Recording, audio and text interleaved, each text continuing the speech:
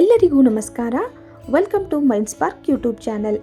ಇವತ್ತಿನ ವಿಡಿಯೋದಲ್ಲಿ ದುರ್ಗಾ ಮಾತೆಯ 6ನೇ ಅವತಾರ, ನವರಾತ್ರಿಯ 6ನೇ ದಿನ, ಕಾತ್ಯಾಯಿನಿ ದೇವಿಯ ಕತೆ, ಅವಳಿಗಿಷ್ಟವಾದ ಹೂವು, ಪ್ರಸಾದ, ದೇವಿಯ ಮಂತ್ರ ಹಾಗೂ ಕಾತ್ಯಾಯಿನಿ ದೇವಿ ಯಾರು, ಮಹಿಷಾಸುರ ರಾಕ್ಷಸನನ್ನು ಯಾಕೆ ಸಂಹರಿಸಿದಳು ಅನ್ನೋದನ್ನು ನೋಡ್ತಾ ಹೋಗೋಣ.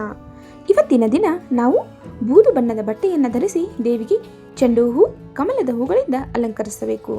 ತಾಯಿ ಕಾತ್ಯಾಯಿನಿ ದೇವಿಗೆ ಜೇನುತುಪ್ಪ ಅಂದರೆ ತುಂಬ ಪ್ರೀತಿ. ಅದಕ್ಕಾಗಿ ದೇವಿಗೆ ಪ್ರಸಾದವಾಗಿ ಜೇನುತುಪ್ಪ ಮತ್ತು ಅದರಿಂದ ತಯಾರಿಸಿದ ಪಂಚಾಮೃತ, ಸಿಹಿ ತಿಂಡಿ ಯಾವುದಾದರೂ ನೈವೇದ್ಯ ಮಾಡಬಹುದು. ಕಾತ್ಯಾಯಿನಿ ದೇವಿಯನ್ನು ಪೂಜಿಸೋದ್ರಿಂದ ರೋಗ, ಶೋಕ, ದಾರಿದ್ರ್ಯಗಳು ದೂರವಾಗುತ್ತವೆ.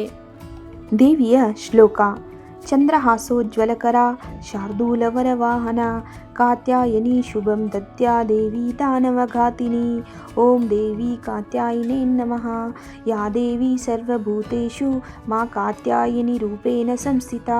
ನಮಸ್ತಸ್ಸೈ ನಮಸ್ತಸ್ಸೈ ನಮಸ್ತಸ್ಸೈ ನಮೋ ನಮಃ ಎಂಬ ಮಂತ್ರಪಠನೆಯ ಮೂಲಕ ದೇವಿಯನ್ನು ಭಕ್ತಿಯಿಂದ ಪೂಜಿಸುವುದರಿಂದ ಧರ್ಮ, ಅರ್ಥ, ಕಾಮ, ಮೋಕ್ಷಗಳೆಂಬ ಚತುರ್ವಿಧ ಫಲಪುರುಷಾರ್ಥಗಳು ದೊರೆಯುತ್ತವೆ. ದೇವಿಯ ಸ್ವರೂಪವನ್ನು ನೋಡೋದಾದರೆ ಕಾತ್ಯಾಯಿನಿ ದೇವಿಯು ಚಿನ್ನದಂತೆ ಹೊಳೆಯುವ ಮೈಬಣ್ಣವನ್ನು ಹೊಂದಿದ್ದಾಳೆ.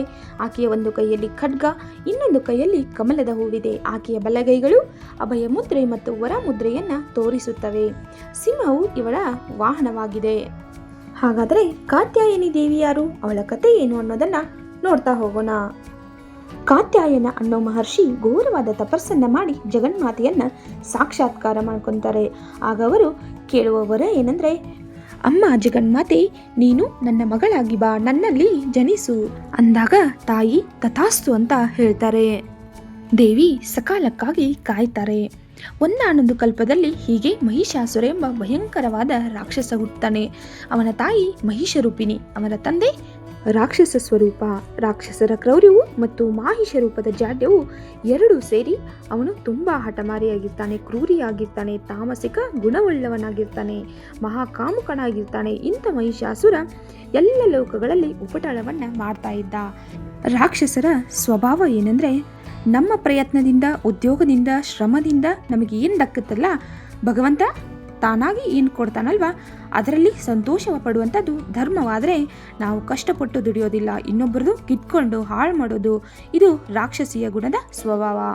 ಹೀಗೆ ತನ್ನ ಲೋಕಗಳು ತನ್ನ ಐಶ್ವರ್ಯ ಸಾಲದು ಅಂತೇಳಿ ಮೂರೂ ಲೋಕಗಳ ಐಶ್ವರ್ಯವನ್ನು ಅಪಹರಿಸುವ ಹೊಂಚೆ ಹಾಕ್ತಾನೆ ಮಹಿಷಾಸುರ. ಅವನು ಘೋರವಾದ ತಪಸ್ಸನ್ನು ಮಾಡಿ ಬ್ರಹ್ಮನ ಹತ್ತಿರ ವರ ಕೇಳ್ತಾನೆ. ವರ ಸಿಗೋಕ್ಕೂ ಮುಂಚೆನೇ ಅವನು ಅತ್ಯಂತ ಪ್ರಬಲವಾಗಿ ಬೆಳೆದ್ಬಿಟ್ಟಿದ್ದ. ಎಷ್ಟು ಪ್ರಬಲನಾಗಿದ್ದ ಅಂದರೆ, ದೇವ, ಯಕ್ಷ, ಗಂಧರ್ವ, ಕಿನ್ನರ, ಕಿಂಪುರುಷ, ಸಿದ್ಧ ವಿದ್ಯಾಧರರು, ದಾನವರು, ಮಾನವರು ಎಲ್ಲರನ್ನೂ ಕೂಡ ಅವನು ಆಟ ಆಡಿಸ್ತಾ ಇದ್ದ. ಹಾಗಾಗಿ ಅಮರತ್ವದ ವರ ಪಡೆದ್ಬಿಟ್ರೆ ಮುಂದೆ ಯಾರು ಕೂಡ ನನ್ನನ್ನು ಸಾಯಿಸೋದಿಲ್ಲ ಅಂತ ಲೆಕ್ಕ ಹಾಕಿ ತಪಸ್ಸನ್ನು ಮಾಡ್ತಾನೆ. ಬ್ರಹ್ಮನ ಹತ್ರ ಅಮರತ್ವದ ವರ ಕೇಳ್ತಾನೆ. ನಾನು ಸಾಯಲೇಬಾರದು ಅಂತ. ಬ್ರಹ್ಮ ಹೇಳ್ತಾನೆ, ಹಾಗೆಲ್ಲ ಇಲ್ಲಪ್ಪ, ಹುಟ್ಟಿರೋರು ಸಾಯಲೇಬೇಕು, ನಿನ್ನ ಸಾವಿಗೆ ಏನಾದರೂ ಕಂಡೀಷನ್ಸ್ ಹಾಕು ಅಂತ. ಆಗ ಯೋಚನೆ ಮಾಡ್ತಾನೆ. ಎಲ್ಲರ ಹೆಸರು ಹೇಳ್ತಾನೆ. ದೇವ, ಗಂಧರ್ವ, ಯಕ್ಷ, ಕಿನ್ನರ, ಕಿಂಪುರುಷ, ಸಿದ್ಧ ವಿದ್ಯಾಧರರು, ಮಾನವರು, ನರರ ಹೆಸರು, ಪ್ರಾಣಿ ಪಕ್ಷಿಗಳ ಹೆಸರು ಹೇಳ್ತಾನೆ. ಅಲ್ಲಿ ನಾರಿಯ ಹೆಸರನ್ನ ಬಿಡ್ತಾನೆ. ಎಂತೆಂಥವರಿಂದನೇ ನನಗೇನು ಮಾಡೋಕ್ಕಾಗಲ್ಲ, ಇನ್ನು ನಾರಿ ಕೋಮಲೆಯಾದ ಅಬಲೆ, ಅವಳು ಏನು ಮಾಡಬಲ್ಲಳು ಅಂತ ಒಂಥರ ತಿರಸ್ಕಾರ ಭಾವದಿಂದ ನಾರಿಯ ಹೆಸರನ್ನ ಸೇರಿಸೋದಿಲ್ಲ. ಇವನು ಚಾಪೆ ಕೆಳಗೆ ತೂರಿದ್ರೆ ದೇವತೆಗಳು ರಂಗೋಲಿ ಕೆಳಗೆ ತೂರ್ತಾರೆ. ಸೃಷ್ಟಿಯಲ್ಲಿ ನಮಗಿಷ್ಟು ಬುದ್ಧಿ ಕೊಟ್ಟಿದ್ದೆ ಆ ಪರಮಾತ್ಮ, ಅವನನ್ನು ಯಾಮಾರ್ಸಕ್ಕೆ ಸಾಧ್ಯನಾ? ಮಹಿಷಾಸುರ ತಾನೇ ಅಜೇಯ ಅಂತ ಬೀಗ್ತಾ ಇದ್ದ. ಎಲ್ಲ ಲೋಕಗಳಿಗೂ ತೊಂದರೆ ಕೊಡ್ತಾ ಇದ್ದ. ಇವನ ಉಪಟಳದಿಂದ ಎಲ್ಲ ದೇವತೆಗಳು ತಮ್ಮ ಲೋಕವನ್ನ, ಐಶ್ವರ್ಯವನ್ನ, ಅಧಿಕಾರವನ್ನ ಎಲ್ಲವನ್ನೂ ಕಳ್ಕೊಂಡು ಸಾಮಾನ್ಯ ಮನುಷ್ಯರಂತೆ ಅಲ್ಲಿ ಇಲ್ಲಿ ಅಲೆದಾಡಿಕೊಂಡು ಸಂತ್ರಸ್ತರಾಗಿದ್ದರು. ಆಗ ಅವರೆಲ್ಲರೂ ಕೂಡ ಬ್ರಹ್ಮನ ಬಳಿಗೆ ಹೋಗ್ತಾರೆ. ಬ್ರಹ್ಮನು ಅವರನ್ನೆಲ್ಲ ಕರ್ಕೊಂಡು ವಿಷ್ಣುವಿನ ಬಳಿಗೆ ಹೋಗ್ತಾನೆ. ವಿಷ್ಣು, ಬ್ರಹ್ಮ, ದೇವತೆಗಳೆಲ್ಲ ಸೇರಿ ಶಿವನ ಬಳಿಗೆ ಹೋಗ್ತಾರೆ. ಕೊನೆಗೆ ಶಿವನು, ತ್ರಿಮೂರ್ತಿಗಳು ಮತ್ತು ದೇವತೆಗಳು ಎಲ್ಲ ಸೇರಿ ಕಾತ್ಯಾಯನ ಮಹರ್ಷಿ ಆಶ್ರಮದಲ್ಲಿ ಸೇರ್ತಾರೆ. ಅಲ್ಲಿ ಅವರೆಲ್ಲ ಸೇರ್ಕೊಂಡು ಮಹಿಷಾಸುರನ ಸಂಹಾರಕ್ಕೆ ಏನು ಮಾಡಬೇಕು ಅಂತ ಚರ್ಚೆ ಮಾಡ್ತಾರೆ. ಆಗ ಶಿವನ ಹಣೆಯ ಮಧ್ಯದಿಂದ, ಬುರುಕುಟಿಯಿಂದ ಒಂದು ಕೋಪಾಗ್ನಿ ಜ್ವಾಲೆ ಚಿಮ್ಮಿ ಬರುತ್ತೆ. ಹಾಗೆ ವಿಷ್ಣು ಮತ್ತು ಬ್ರಹ್ಮನ ಹಣೆಯಿಂದನೂ ಜ್ವಾಲೆ ಚಿಮ್ಮಿ ಬರುತ್ತೆ. ಹೀಗೆ ಎಲ್ಲ ದೇವತೆಗಳು, ಇಂದ್ರ, ಅಗ್ನಿ, ವಾಯು, ವರುಣ ಎಲ್ಲರ ಮುಖದಿಂದನೂ ಕೋಪಾಗ್ನಿ ಜ್ವಾಲೆ ಚಿಮ್ಮಿ ಬಂದು ಒಂದು ದೊಡ್ಡ ಅಗ್ನಿ ಜ್ವಾಲೆಯಾಗಿ ಹೊತ್ತಿ ಭೂಮಿ ಆಕಾಶಕ್ಕೆ ವ್ಯಾಪಿಸಿ ಬಿಡುತ್ತೆ. ಆ ಜ್ವಾಲೆಯ ಕಿಡಿ ಹೆಂಗಿತ್ತು ಅಂದರೆ ಚಿದಗ್ನಿಯಾಗಿತ್ತು. ಚಿತ್ತಂದರೆ ಅನ್ಯಾಯ, ಅಧರ್ಮ, ಪಾಪ ಎಷ್ಟೇ ಮೆರೆದರೂ ಕೂಡ ಅದಕ್ಕೆ ಎಕ್ಸ್ಪೈರಿ ಡೇಟ್ ಅನ್ನೋದು, ಕೊನೆ ಅನ್ನೋದು ಇದ್ದೇ ಇರುತ್ತೆ. ಹಾಗಾಗಿ ಇವರೆಲ್ಲರ ಜ್ಞಾನವೂ ಸೇರಿ ಕೋಪವೂ ಸೇರಿ ಅಲ್ಲಿ ಒಂದು ಮಹಾಪರ್ವತೋಮುಖವಾದ ಜ್ವಾಲೆಯ ರಾಶಿ ಉಂಟಾಗುತ್ತದೆ. ಆ ಜ್ವಾಲೆಯಿಂದ ಒಂದು ಸುಂದರವಾದ ನಾರಿಯ ರೂಪ ಮೂಡುತ್ತದೆ. ಇದು ಕಾತ್ಯಾಯನ ಆಶ್ರಮದಲ್ಲಿ ಮೂಡೋದ್ರಿಂದ ಅವಳಿಗೆ ಕಾತ್ಯಾಯಿನಿ ಎಂಬ ಹೆಸರು ಬರುತ್ತೆ. ಹೀಗೆ ಮೂಡಿದಂಥ ಭವ್ಯವಾದ ಸ್ತ್ರೀ ರೂಪ ಸಕಲ ಸೌಂದರ್ಯಗಳಿಂದ ಕೂಡಿದ್ರೂ ಕೂಡ ಉಜ್ವಲವಾದ ತೇಜಸ್ಸಿನಿಂದ ಬೀಗ್ತಾ ಇತ್ತು. ಆಗ ಸಕಲ ದೇವತೆಗಳು, ಶಿವನು ತನ್ನ ತ್ರಿಶೂಲದ ಒಂದು ಭಾಗವನ್ನ, ವಿಷ್ಣುವಿನ ಶಂಖಚಕ್ರ ಗದಾ ಪದ್ಮಗಳ ತೇಜಸ್ಸಿನ ಒಂದು ಭಾಗವನ್ನ, ಬ್ರಹ್ಮನ ದಂಡಕಮಂಡಲಗಳು, ಜಪಮಾಲಿ ಎಲ್ಲವೂ ಹೋಗಿ ದೇವಿಯನ್ನ ಸೇರಿಕೊಳ್ಳುತ್ತೆ. ಹಾಗೆ ವರುಣನ ಪಾಶ, ಕುಬೇರನ ಗದೆ, ಇಂದ್ರನ ವಜ್ರಾಯುಧ, ಹೀಗೆ ಎಲ್ಲ ದೇವತೆಗಳ ಆಯುಧಗಳು, ಶಕ್ತಿಗಳು, ವೈಶಿಷ್ಟ್ಯಗಳು ಜಗನ್ಮಾತೆಯನ್ನ ಸೇರಿಕೊಳ್ಳುತ್ತವೆ. ಹೀಗೆ ಎಲ್ಲ ದೇವತೆಗಳ ಶಕ್ತಿಗಳನ್ನು ಸೇರಿಸಿ ಜಗನ್ಮಾತೆ ಅತಿ ವೈಭವದಿಂದ ಸೃಷ್ಟಿಯಾಗ್ತಾಳೆ. ಇಂತಹ ಕಾತ್ಯಾಯಿನಿ ಶಂಖವನ್ನು ಜೋರಾಗಿ ಊದ್ತಾಳೆ. ಆ ಶಂಖನಾದ ಎಷ್ಟು ಭಯಂಕರವಾಗಿತ್ತು ಅಂದರೆ, ದೂರದಲ್ಲಿ ನಾನೇ, ನನ್ನನ್ನು ಮೀರಿಸೋರು ಯಾರೂ ಇಲ್ಲ ಅನ್ನೋ ಮಹಿಷಾಸುರನಿಗೆ ಅದು ಕೇಳಿಸಿ ಅವನು ಯಾರದು ಎಂದು ಡವಡವ ಅಂತ ತನ್ನ ಸಹಚರರನ್ನು ಕಳಿಸ್ತಾನೆ. ದುರ್ಗಾ ಪರಮೇಶ್ವರಿ ಪ್ರಕಟವಾಗಿದ್ದಾಳೆ ಅಂತ ಕೇಳಿ ಕೋಪ ಬರುತ್ತೆ. ತನ್ನ ಸೈನಿಕರನ್ನೆಲ್ಲ ಯುದ್ಧಕ್ಕೆ ಕಳಿಸ್ತಾನೆ. ಆದರೆ ದೇವಿ ಎಂತೆಂಥ ದಷ್ಟಪುಷ್ಟ ಗಂಡಾಳುಗಳು ಬಂದರೂ ಅವರನ್ನೆಲ್ಲ ನಾಶ ಮಾಡ್ತಾಳೆ. ಅವರ ಶಸ್ತ್ರಾಸ್ತ್ರಗಳನ್ನು, ಅವರ ರಥಗಳನ್ನು ನಿಮಿಷದಲ್ಲಿ ಧ್ವಂಸ ಮಾಡಿ ಹಾಕಿಬಿಡ್ತಾಳೆ. ದುರ್ಗವನ್ನ ಹರಿಸುವವಳು ದುರ್ಗಾ ಮಾತೆ. ಪರ್ವತೋಮುಖವಾದ ಕಷ್ಟ ಬಂದರೂ ಲೀಲಾಜಾಲವಾಗಿ ನಾಶ ಮಾಡುವವಳೇ ದುರ್ಗಾ ಮಾತೆ. ಮಹಿಷಾಸುರನ ಹಿಡಿಯೋಕ್ಕಾಗಲ್ಲ ಇನ್ನು ಅನ್ನೋ ಸನ್ನಿವೇಶ ಬಂದಾಗ ತಾಯಿ ದುರ್ಗೆ ಬಂದು ಅವನಿಗೆ ಜಳ್ಳೆ ಹಣ್ಣು ತಿನ್ನಿಸ್ತಾಳೆ. ಅವನ ಸಮಸ್ತ ಸೈನ್ಯ 60,000, 1,00,000 ಸೈನಿಕರು ಹಾಗೂ ಅಶ್ವಪಡೆ, ಗಜಪಡೆ, ಶಸ್ತ್ರಾಸ್ತ್ರದೊಂದಿಗೆ ಒಬ್ಬರಾದ ಮೇಲೆ ಒಬ್ಬರು ಬಂದು ದೇವಿಯ ಮೇಲೆ ಎರಗುತ್ತಾರೆ. ಆದರೆ ಅವಳು ಏಕಾಂಗಿಯಾಗಿ ನಿಂತು ಅವರ ಸಕಲ ಅಸ್ತ್ರಗಳನ್ನು ವಿನಾಶಗೊಳಿಸುತ್ತಾಳೆ.